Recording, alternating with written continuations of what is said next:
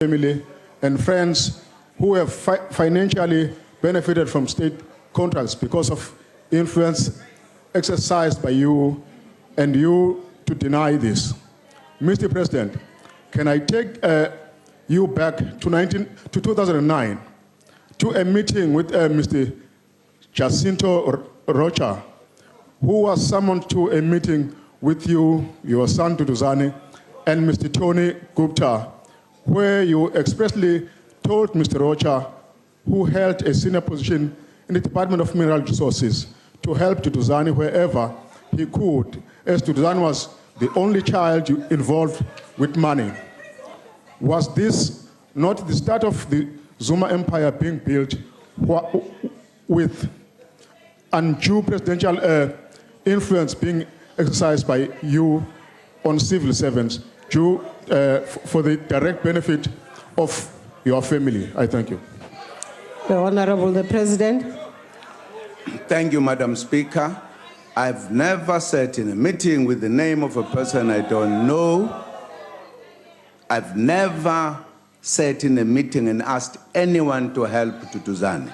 Never. Thank you, Madam Speaker. The Honorable Sheikh Imam. Honorable Speaker, on a point of order. Thank you, Madam Speaker. Honorable Speaker, on a point of order. Honorable Carter, I've told you I was done with your points of order. Please take your seat. The Honorable President Carter. is misleading the House. There is evidence to Honorable prove that he had a Carter, meeting. take your seat. He is once again lying to South Africa.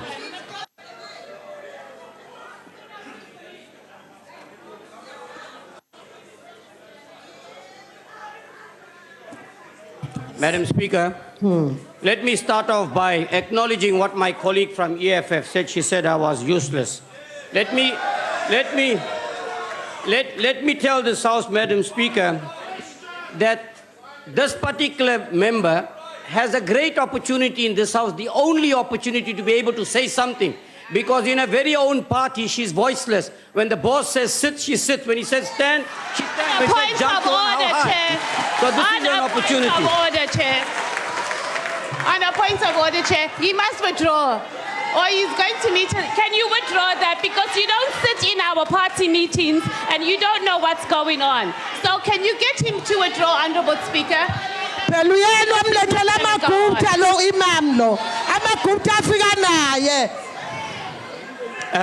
Honorable Sheikh Imam, there's been a request for you to withdraw, saying a member gets up when the boss tells her to get up. There's a request for you to withdraw that.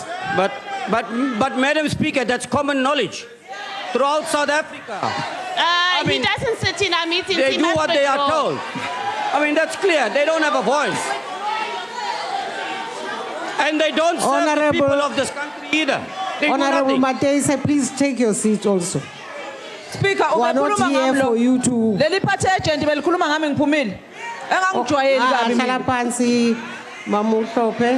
Speaker. No, honorable member. Can you allow the honorable member to ask his supplementary question? No, I was going to ask him to comply to your ruling, please. Ask him to comply to your ruling. Okay, I don't need your help though. Just take your seat.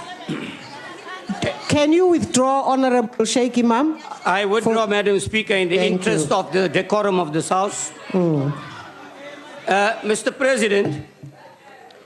President, what is very, very clear, and I know many people are talking about a commission of inquiry into capture, into members having interest in business and what, Mr. President, we are 23 years into democracy.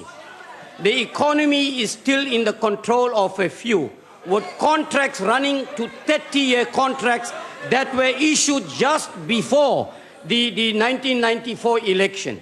Can you tell this House, Mr. President, in South Africa, that any inquiry will include all state capture or all influence that past and present members may have had? Business and industry, whether it's finance, whether it's the motor vehicle trade, whatever industry, to ensure that all that will be investigated in the interest of radical economic transformation. Thank you. The Honorable the President. Thank you, Madam Speaker. As I've said that I'm pursuing the issue of the commission. I'm looking at the terms of reference, and they will deal with the matters of corruption, and indeed, how far it goes, that will also be known when we announce the commission, as well as what type of either state capture or whatever that we'll be dealing with, or the kind of corruption that will indicate some capture of one kind or the other. So those matters will be addressed by the commission. Thank you, Madam Speaker. The Honorable Mente. Thank you, Honorable Speaker. Babaga Duduzane, this issue of Mr. Roach is on record. Here is a man who says he sat with you in a meeting with your son, and you said he must sort out your son. And those allegations are so serious in a country where... I see Honorable Chauke. Are you rising on a point? Chauke bana unyaka poso na. Ulaba poso. Speaker, you have made a ruling. Ulaba poso. So disparate, Chauke ulaba poso. You have made a ruling that we are going to refer and address the president as the president of the Republic. Man from Northwest. Therefore, Speaker, you need to maintain the decision that you have taken, how we must address the president. Please can you maintain that? Honorable Malema, please address the Honorable the President as the Honorable the President. Honorable Babaga Duduzane. Honorable Malema. If I touch Honorable. I said address him as the Honorable the President. There is no rule that says I must say Honorable President. It says Honorable or Mr. Okay, Mr. Zuma. Now, there is an allegation of state capture. Here is a man who puts you right at the center of a state capture. You don't do anything about him. You don't take legal action against him.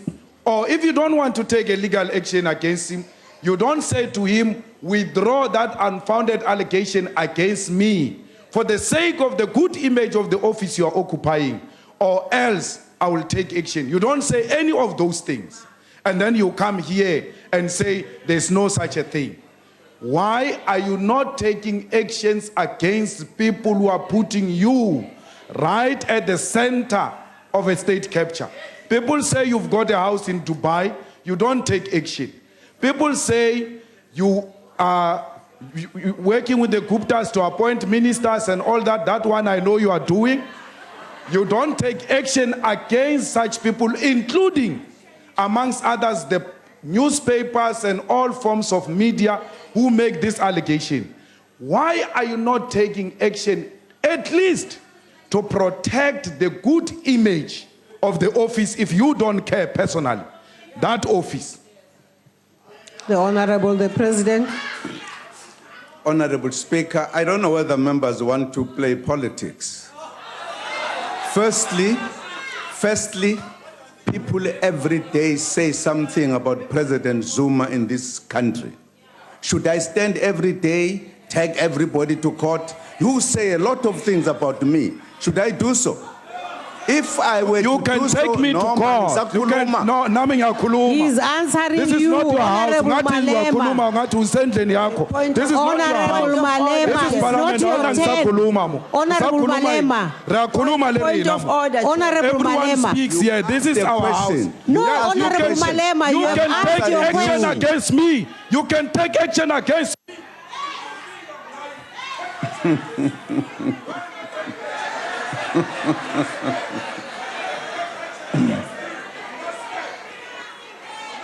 I don't take actions against people like yourself, generally.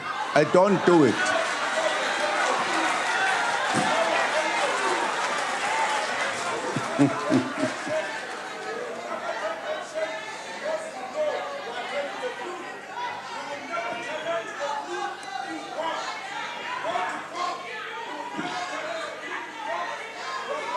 I don't take actions in court against people like yourself.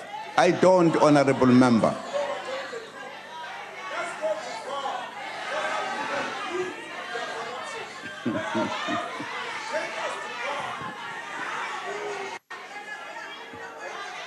Madam Speaker, thank you very much. I've answered the question. No. On a point of order, Speaker. On a point of order. Yes, honorable member. No, Speaker. Baba Duduzana can't come here and spend the tax of this country. No, honorable member. Under false pretense that he's coming to account as an executive honorable member. and say nothing. He says he has answered the question. Which question he has answered? He only said he's not taking people to court. Member. Why is he doing it? He must answer the question. No, he can't come here and say don't nothing. Do that. Otherwise, this house then, you must just call it off. Call off these whole proceedings. We are wasting time here. We are. No, we are wasting time. He is saying nothing. He did not answer the question of the DA. He's not answering the question of the EFF, but he answers the question of that party agent who's useless. Honorable members, I see a forest of hands from the EFF benches. Honorable members, Madam Speaker, I am not taking your hands. Can you recognize me?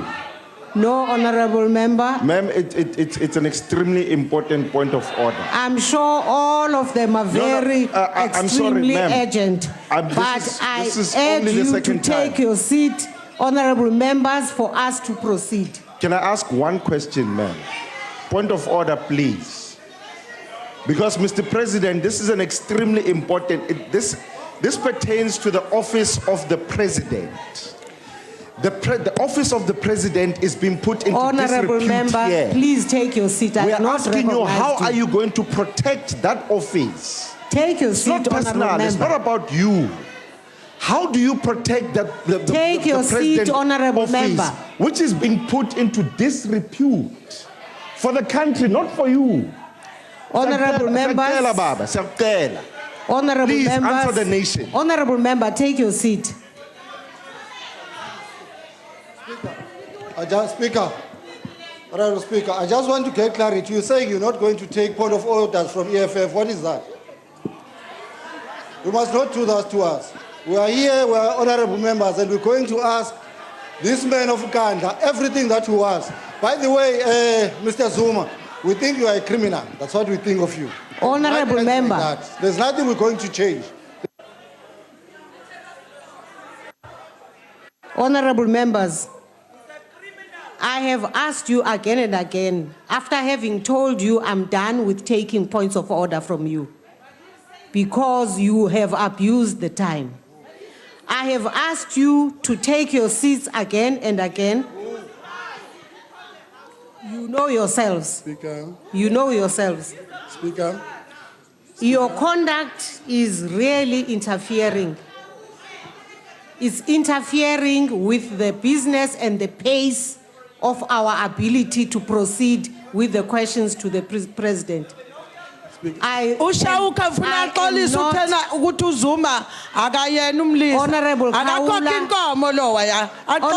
Kaula, I'm switching off your mic.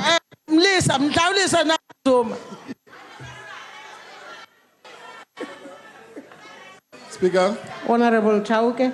Speaker, I thought you'll make a ruling. A member has just called the president a criminal. I thought you'll be able to make a ruling. Please. Honorable member who called the president a criminal, withdraw that. Withdraw that, honorable member. I saw you. Yes, withdraw. Speaker, all I said is that, Mr. President, we think you are a criminal. Withdraw that, honorable member, because you know it's wrong to do it that way. So I told you that when you have to do... Which is the right way to take... When the right way is to appropriately draft a well-considered, well-formulated motion. But it's here. I want a substantiated motion. I want to save state resources because... I am saying withdraw it, honorable member. Okay, withdraw it. Honorable members, I proceed to question number 15 asked by Honorable Kekana. Point of order. And I call upon the Honorable the President. Point of order. I'm not taking a point of order anymore, I told you. Speaker, the rules... Honorable Dozie, I told you. But I know it's difficult, but you have to take it. No, Honorable Dozie. I know it's tough, to be I'm there. I'm not going to allow the afternoon all the time to go. when Obaba is in the house, but you have to take it. Honorable it's the rules. Dozie, no. Point of order, you are not going to abuse the rules and waste the time of the House and say, you have to do it. I am not allowing you, Honorable Speaker, you don't know what I'm going to say, whether I'm going to abuse or misuse. It's a point of order. You are a speaker, you must take it. I'm asking the Honorable the President to answer question number 15. Honorable President. South Africa has the only African member of the G20, uses her participation to advance the African agenda of sustainable development, inclusive growth, the reduction of inequality, and the promotion of a just economic world order. Sustainable, inclusive development was given deeper meaning and emphasis during the Chinese presidency of the G20 last year, and was taken further during the German presidency this year. During the last summit in Hamburg, Germany, the G20 launched the G20 African Partnership, which strives to renew efforts for sustainable economic development in Africa. This initiative is designed to support private investment, sustainable infrastructure development, and employment in African countries.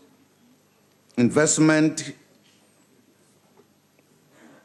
compacts have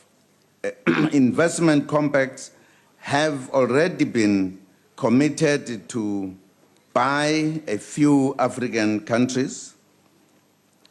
A number of projects have been adopted as part of the G20 Africa Partnership aimed at ensuring the inclusion of marginalized and vulnerable groups in our society. These include the hashtag Skills for Girls, the G20 Initiative for Rural Youth Employment, and the Women Entrepreneurs Financing Initiatives.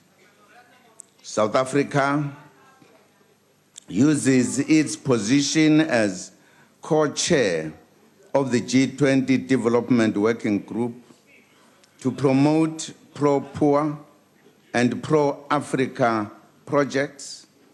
The working group launched the important G20 initiative on supporting industrialization in Africa and the least developed countries. Madam Speaker. Focus Madam is Speaker. on women Madam and Speaker. Youth to Madam Speaker. Promote science. We rise in terms of Rule 83, not a point of order, Madam Speaker. Rule as 83. critical means Can we for read industrialization. Do not interrupt when there's a speaker South on the Africa. podium. No, Rule Do 83 not interrupt. allows it. Rule 83. Order, Honorable President. Can you 83, take Madam your Speaker. seat, Honorable President? But Rule Honorable 83. Member, you can't just come up and speak. It's Rule 83. Let us remove there's Rule 83. no rule that allows you to Can interrupt. I read it? No, The I'm table not. must I read do for not you. want to allow you to disrupt. It's Rule somebody 83. No. It's Rule 83, There Madam is no Speaker. rule that makes a person A member have to must interrupt far as another one. possible refrain from reading his or Honorable. his speech, but may refresh his Honorable. or her memory by referring to the notes. He's Can you overreading take- too much. Can you take your seat? But the Rule 83, Madam Speaker, it's fine.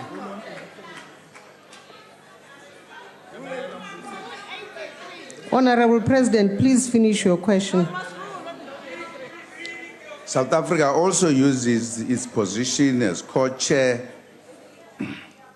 of the development working group Point of to order, advocate support for low income and developing Speaker. countries to secure energy security, Speaker, point of order. food security, infrastructure development, and Point to of order, mobilize Speaker.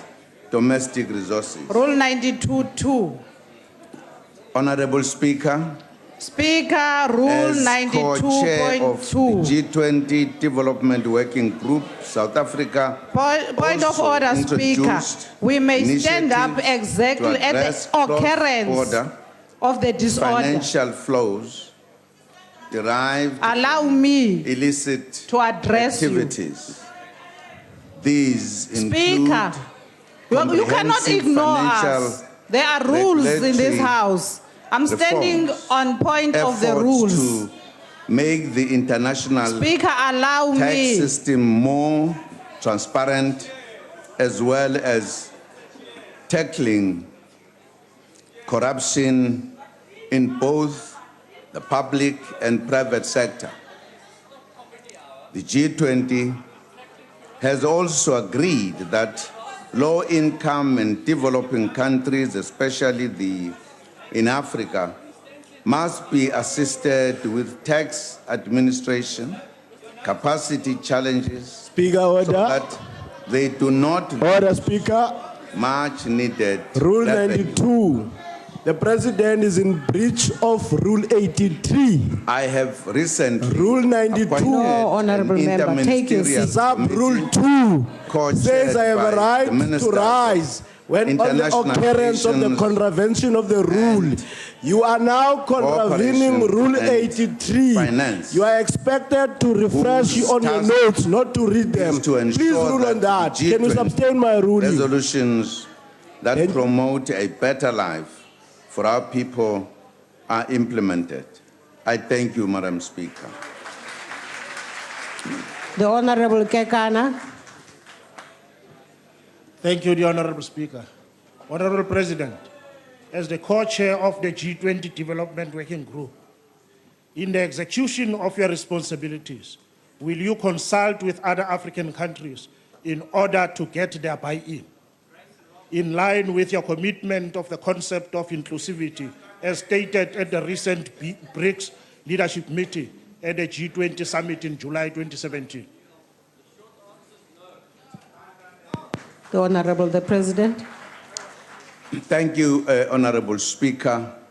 Yes, the consultations have started already. When the G20 sits, there are those who get invited in Africa, the chairperson of the AU and the chairperson of NEPAD. And we consult when we are there. We have already consulted. Point of order. And we'll be going forward to consult other countries in the continent, particularly those who operate under the NEPAD, who are looking at the economy of the continent. So that will be done particularly because G20 has committed itself that it is going to support the countries in Africa by establishing this partnership. Thank you, Madam Speaker. The Honorable Carter. Thank you, Speaker. Mr. President, in your reply in tackling corruption and ensuring a better life for all of our people, I would like to ask you, Mr. Zuma, did your meeting with Russian businessman Vladimir Evtushenkov in Davos in January 2015 and the other meetings here in South Africa influence your decision to appoint Silas Zimu as your special advisor on energy? And is Evtushenkov's business one of the potential buyers of a telecom shares which government is planning Honorable to sell? Carter, just 1 second. Here's Honorable Madam Speaker, Steenhuisen. Rule 91, I don't know if the sound's not travelling up there, but it's very clear that the government benches are making cat sounds. You would know that we have had previous rulings in the House that members may not make animal sounds when other people are speaking, and that you need to, as the Speaker, ensure that all parties can participate in a manner befitting our democracy. Please will you ask the government benches to grow up and behave. Honorable members, cat sounds are not allowed in the House while another honorable member is speaking. Can we allow Honorable Carter to finish? It's Councillor Mabe, Speaker, so she must withdraw what she's doing. It's Councillor Mabe. That one there that failed in Mukhale seat. Honorable Carter, go on, finish your question. I'm not sure if the President actually heard the complete question, okay? But just in his meeting with FD... Order, honorable members, allow Honorable Carter to ask her question. In January 2015 and the other meetings that he had here in South Africa, did his meeting with them influence the appointment of Silas Zimo as your special advisor on energy? And is the Evtushenkov's Sistema business one of the potential buyers of the telecom shares which government is planning to sell off? Thank you. The Honorable the President. Thank you, Madam Speaker. There is no Russian business person who influenced me to appoint Zimu as the advisor on energy. I took my decision. Thank you, Madam Speaker. The Honorable Kwankwa. Thank you, Speaker. Honorable President, given the rise in nationalist and protectionist sentiments, particularly in the US and the UK, how does South Africa intend to use its co-chairing of the G20 Development Working Group and its membership of BRICS to reform the global order, and in particular, to balance against the hegemony of the US in the global system in line with our geostrategic interests? Thank you. The Honorable the President. Thank you, Madam Speaker. Firstly, our participation in G20 or BRICS is informed by the interests of the country, the interests of the continent. Secondly, we do not necessarily police countries on the kind of attitude they take to the world. We have our own beliefs as a country, as the continent.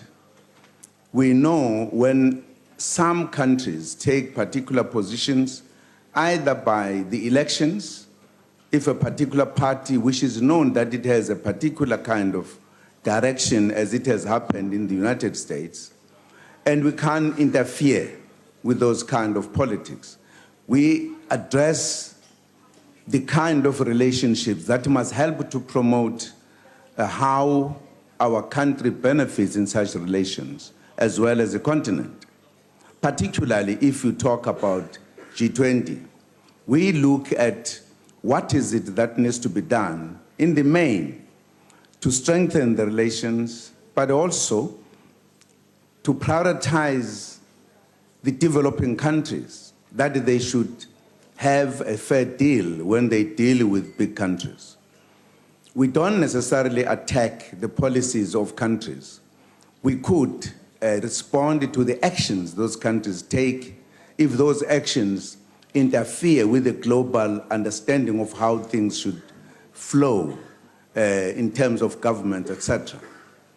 With regard to the BRICS, BRICS discusses the approach which is different from the approach that is followed by other big countries. And there is absolutely no feeling that there could be a wrong development. We work together, we develop, we are growing as the group of countries to address the plight of the poor people and the plight of our countries. And this is what we do, particularly if you serve in a group like the one I'm referring to of the G20. We discuss the problems, the economic problems of the globe, and what could be the kind of possible solutions that could be brought to either reduce the impact, which would be negative economically, and how to ignite the economy, how to address the issues that we all know, for an example, like growing unemployment, because it is a global challenge, like the unemployed youth, like the widening gap between the rich and the poor. These are the issues we discuss. In other words, we discuss the issues as to how do we help the society and how the world could work together to deal with the solutions that will make the world be better than what it is. And those are the issues we deal with. We don't get into the domestic policies of countries. We deal with the global issues as well as the actions, if those countries are taking actions that we feel they are not helping the global relations. Thank you, Honorable Speaker. Sokuyisekela Mongameli. Honorable the Leader of the Opposition. Mr. President, recently you traveled to Zambia. You arrived there and you had a meeting with your compatriot there, Mr. Lungu. Now, sitting in the gallery today is the leader of the opposition from Zambia, who happened to have been detained in prison for over 100 days under the charges of treason, under this notion that he ought to be taught a lesson. My biggest concern is that, in fact, our government has neither condemned those actions and not spoken out against them. I want to know, Mr. President, will you tell Mr. Ichilema, who is sitting here, why the South African government failed SADC by not condemning its action and violation of human rights that took place there in Zambia? Could you explain it to him? On the point of order, Deputy Speaker. Honorable Hadebe. Let us be fair. The question which is being made by the leader of the opposition is different from the main question which is there, which is dealing with BRICS and consultation about the other things, not about Zambia. Thank you. Okay. Yes. The President, you have a choice. Go ahead, Honorable President. Thank you very much, Deputy Speaker. Firstly, as I was discussing, we're dealing with the relations of the countries globally, which are basically the relations between countries and also the relations that are defined in the multilateral, institutions. Now, what I said here, and I was very clear, we do not interfere in the politics of countries. We don't. That's our policy. We don't. If countries do whatever they do, as I said, it depends if it is a kind of an action that interferes with the flow of the relations in terms of the global or continental or bilateral. So if countries get into problems, we are not an opposition in Zambia. We can't go there and participate in either side. Because if the leader of the opposition in Zambia, if he wins elections, will relate to that party as a party, and if they've got particular views about the opposition, we are not going to get then discuss the matters of Zambia, nor the matters of any country. We are very careful how we conduct our foreign policy. We create relations, we don't enter, we don't interfere in the domestic affairs of countries. Thank you, Madam Speaker. Honorable President, the next question is asked by Honorable Zuma.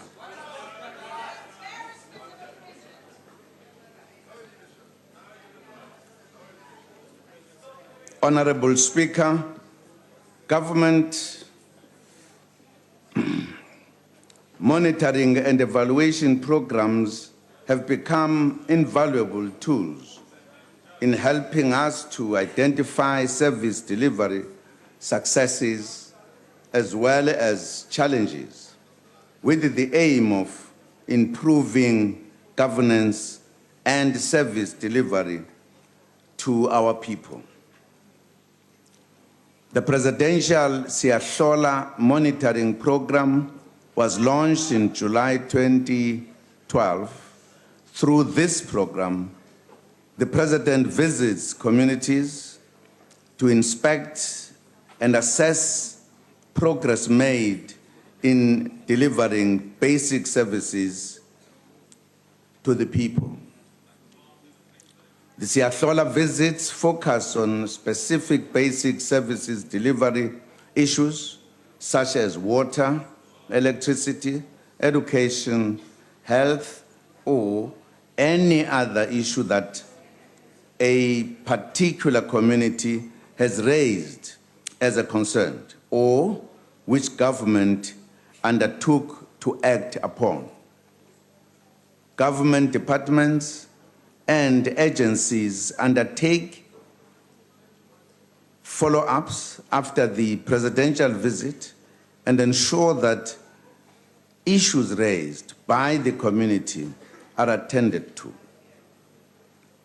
Since the beginning of this year, the Siahlola visits have been undertaken focusing on the fight against crime at Kwamhlabuya Lingana in KZN, where the community had complained about the theft of vehicles which are taken to Mozambique, and to Soshanguve in Tswane, where the community faces serious challenges relating to drug abuse and resultant crimes. A visit was also undertaken to Nyanga in Cape Town, which has been dubbed the murder capital of the country, where people live in fear of attacks daily. The presidential Siahlola visit also took us to Lusigisigi in the Eastern Point of Cape order, to tackle crime. Work is still ongoing. Let's in give a these. chance. What's your point of order? Ngiyabonga ku rule 45. Bengifuna ukwazi ukuthi umangameli lokho esithethe uyahlola ubala nenyanga yonke into ngabe uhlola intombi noma mhlambe sekuthenwa izangoma ukuthi ihlole nangazi. Take your seat, honorable member. Honorable members, frivolous points of order are not allowed. They are disruptive of members who are of the person on the podium. Mr. President, please go ahead. Work is still ongoing in these areas to advance the fight against crime and also to deal with other socio-economic issues raised by the communities. Other government monitoring mechanisms in place include the Presidential Imbizo program, through which the President, accompanied by ministers, premiers, deputy ministers, MECs, and mayors, interacts with members of the community and hear their concerns and suggestions.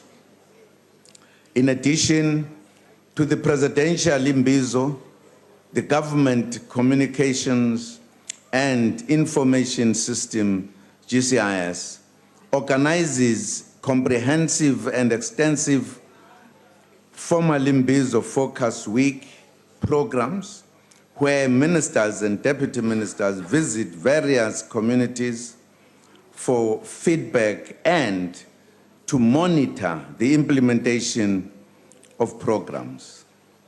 There is also the presidential hotline, which citizens use to report service delivery challenges in their communities. As at the end of July 2017, the main issues citizens complained about were employment, housing, water, electricity, and civic issues such as the need for birth certificates or identity documents. In addition, over 900 government facilities have been visited through the DPME's frontline service delivery monitoring programs, which was launched in 2011. Service improvements programs were agreed to for these facilities following the visit. The Department of Public Service and Administration leads the Batupili People First program of government, which promotes citizen care in the public service.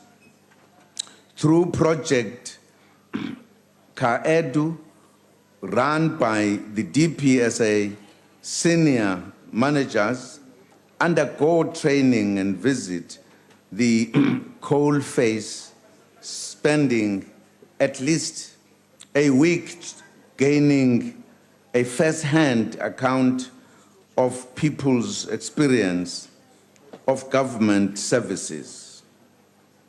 The Department of Social Development runs projects Mikondo,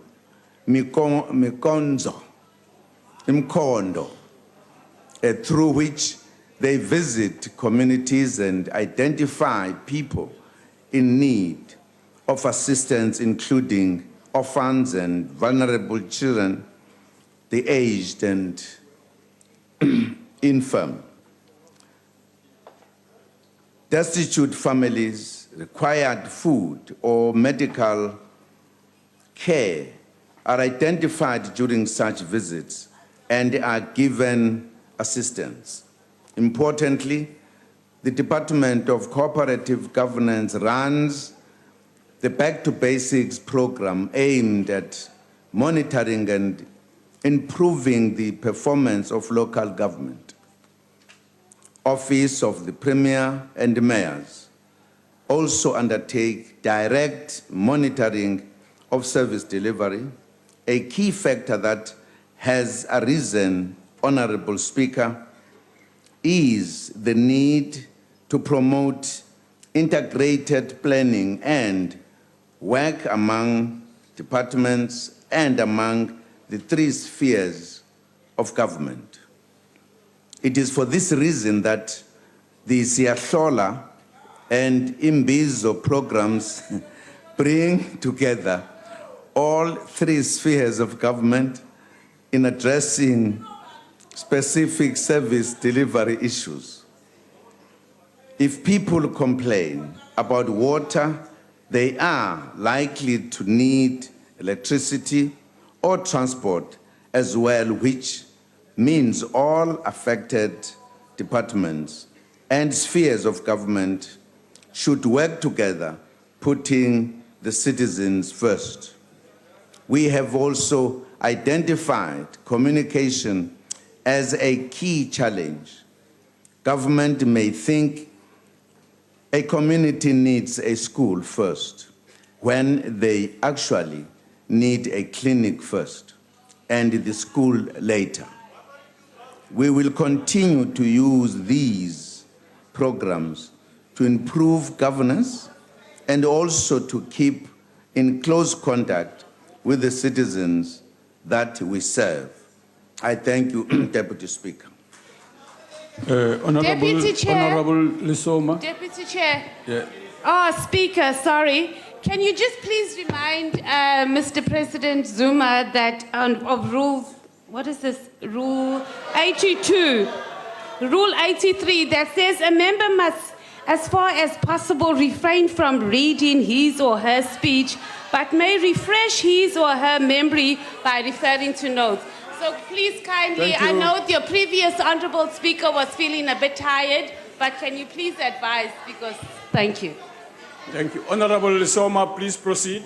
Thank you, Honorable Deputy Speaker. His Excellency, the Honorable President, I am sure Siyasola Presidential Monitoring Program is also aimed at developing necessary interventions where deemed necessary, informed by material conditions on the ground findings and community response in the said Izimbizos.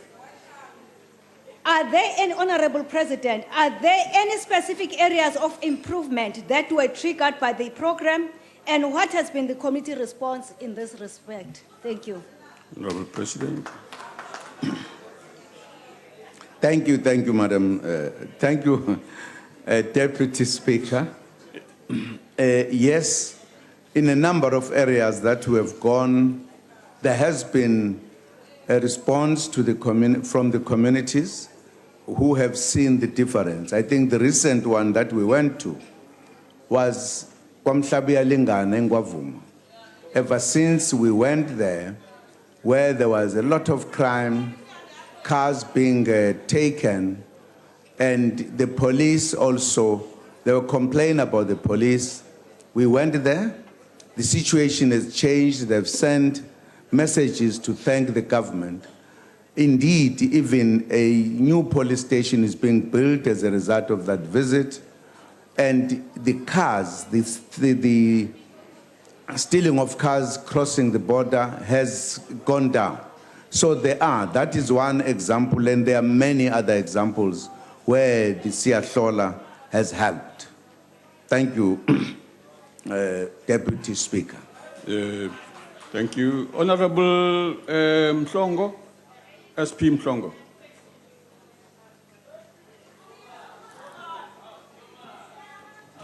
No, Deputy Speaker, what I wanted to find out, where does the monitoring ministry located in presidency report, and how does it report? Because we have never received any report of monitoring and evaluation ministry as this house.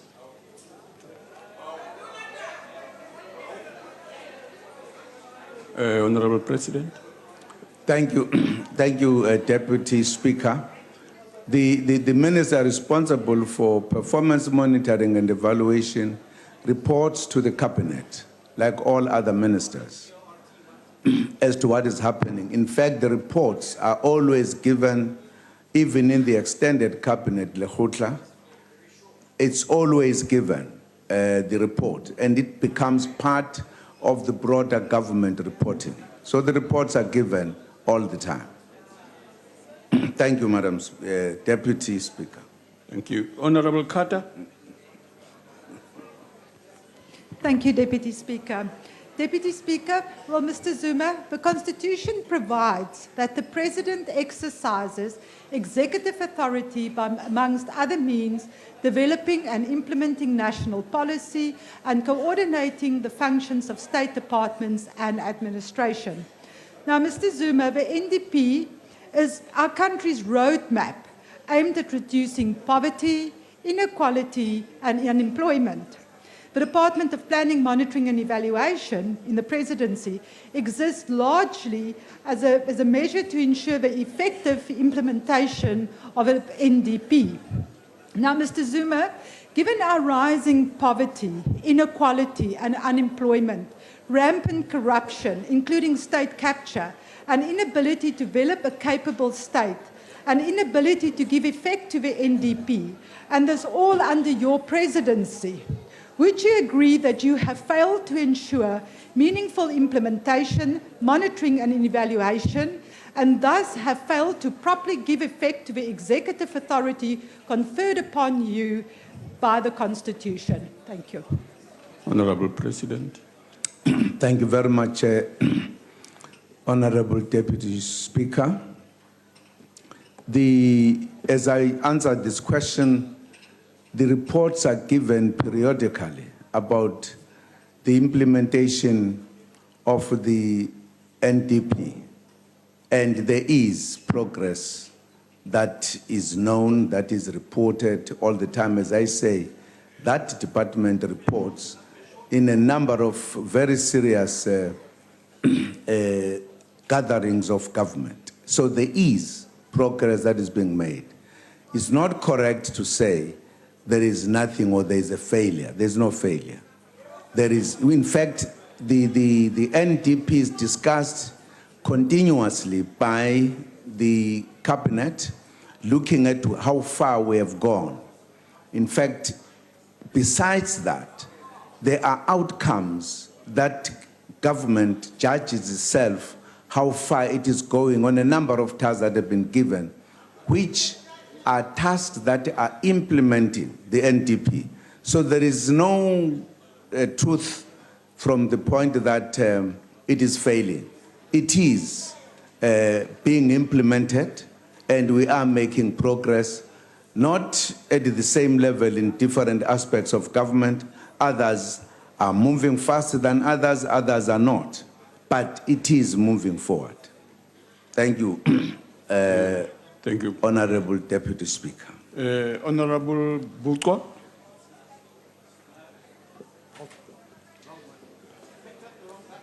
Sorry, yeah, I picked up the wrong one. She sits here normally. Sorry, I'll take the question. Okay, all right. Go ahead, Honorable. Would it not be correct? I mean, Mr. President, we must assume that nobody wants to monitor and evaluate your finances, and you certainly come here and really obfuscate the questions. But my real problem, Mr. President, is that in fact recent events have shown that South African, particularly poor South Africans and black South Africans, are getting poorer. When it comes to the issue of monitoring and evaluation, your government ensured that 100 mentally ill patients were not looked after. It became very clear about the fact that in the Stats SA report that came out last week, that in fact 30.4 million South Africans are now living in poverty. It is clear the ANC government fails poor people. I don't think we should debate the issue. What I want to know is what actions has your government taken, noting all of these reports and the MNE report, to in fact deal with the situation of poor people and the absolute levels of poverty increasing under your watch and this government that sits here, especially for poor South Africans who are sitting at home. Thank you. Honorable President. Thank you, Deputy Speaker. Certainly, this government has worked and has made progress. We have, as government, reported in this parliament through ministers. They have made reports about what progress they've made. In addition to that, everybody agrees that in South Africa, the poor people are better off than what they were in general. We are aware that there has been a report by the State South Africa that was indicating some shortcomings that have been there, but no one can say we have not made progress. Poor people agree that we have made progress. And that's a question of how far do you deal with the legacy of where we come from? Because there are specific things that make our people, perhaps the pace to be slower than it would have been in other countries. So we have made progress. We have not claimed that we have solved all problems. We have always said that we have made progress, but there are still many challenges because of the tasks that we have to deal with, of the legacy of apartheid. Thank you, Deputy Speaker. Thank you. We're moving to the next question. It looks like it's also asked by the Leader of the Opposition to the President. President. Honorable Deputy Speaker, the proclamation has been signed and was referred to the Department of Justice and Constitutional Development for publication. I thank you. The Leader of the Opposition. Ngiyabonga. Mr. President, I welcome your decision to issue the proclamation on SAA. And I think naturally the question has to ask, there are problems with other SOEs. And I want to look at one in particular because my earlier question, which you did not answer, highlighted the fact that there were business deals that you are doing. Now, another close associate of yours is the chair of SAA. And the real challenge is that over the last number of years, SAA have been given 23.3 billion rands of poor people's money. We've taken poor people's money to subsidize an airline that is run by a close associate of yours. Isn't it about time that we take decisive action and remove the board, especially Mrs. Mieni, out of that board of SAA, get a competent leadership so we can turn the airline around and deliver on state-owned enterprises? Thank you. On the point of order. On the point of order, Deputy Speaker. Definitely, the question is in connection with SAPC, Yes. not SAA. So I Yes. don't know what's happening. Yes, Please. I agree with you. That's a different issue altogether, honorable member. Deputy Speaker. Honorable President, Honorable like Kadi, earlier on, Deputy you have Speaker. a choice because it is completely irrelevant. So you have a choice, Deputy President. That's a proper ruling. I was coming there. Honorable Gadi, don't, when you are not recognized, speak. The rules says that. So please obey the rule. You check it there in front of you. Go ahead. Deputy Speaker, with respect, Deputy Speaker, I don't think it's fair for you as a supposedly impartial chair to rule that somebody's question is irrelevant. It's not irrelevant. Honorable it may be not to your liking, but I don't think it's correct for you as a presiding officer to be saying things are irrelevant. It's not irrelevant. I have ruled on this matter. The President is going to decide how he deals with that question.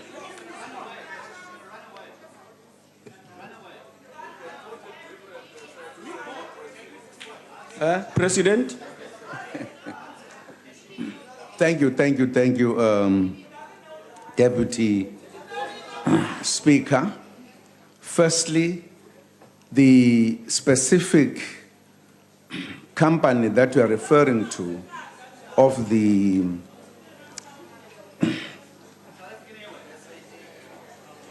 South African Airways, this company has never been on top of the world. It has had problems all the time. Long before the people who are working there now, you would absolutely appreciate that at one point we had to get an expert from United States who did not also help the problem. In fact, the people you are referring to now, the fact that the portfolio committee for the first time got a report of corruption in SAA is because of the people you are talking about who made that possible. All others who have been there before, we did not get that report. And that report indicates that the corruption has been going on for a long time. What has happened is that a decision has been taken to recapitalize SAA and turn it around. There are also other plans to deal with the SAA, which will be announced not long, so that it becomes the company that we all want. I don't think you can blame anyone on a company that has been in difficulties for a long time. Deputy Speaker. You can blame many people who can have a long list of saying these are the Deputy Speaker, the President cannot stand up here and lie. There was Mem Caesar Mela here. Honorable Gadi. It can't happen that we are told that there's been a problem in SAA long before Honorable Gadi, you are not supposed to talk when you are not recognized. No, but you are not doing your job, Deputy Honorable Speaker. Member, you are not doing your job, Deputy Honorable Speaker. Member, you must also withdraw that the President is lying. Oh, is misrepresenting the truth. Honorable member, withdraw. Who is misrepresenting the truth? Honorable member, my question to you is please withdraw. Please withdraw. We withdraw lying, but is misrepresenting the truth and very economic Honorable with member, the facts.